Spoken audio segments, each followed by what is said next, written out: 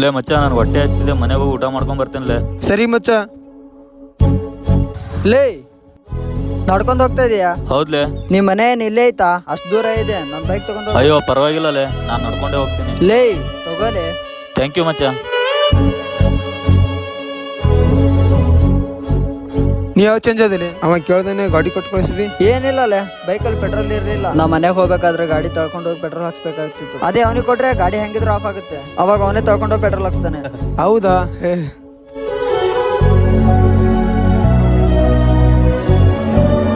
ಇದೇನಪ್ಪ ಗಾಡಿನೇ ಸ್ಟಾರ್ಟ್ ಆಗ್ತಿಲ್ಲ, ಪೆಟ್ರೋಲ್ ಖಾಲಿ.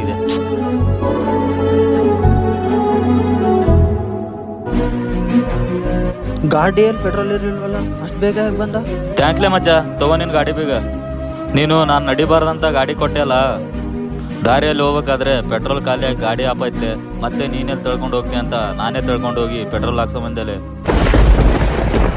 ಸರಿ ಮಚ್ಚ, ನಾನು ಹೋಗಿ ಬರ್ತೀನಿ. ವಿಡಿಯೋ ಅಷ್ಟೇ ಲೈಕ್ ಮಾಡಿ, ಹೇಗಿದಂತ ಕಾಮೆಂಟಲ್ಲಿ ಹೇಳಿ. ಹಾಗೆ ಪ್ಲೀಸ್ ದಯವಿಟ್ಟು ಒಂದು ಫಾಲೋ ಮಾಡಿಬಿಡಿ.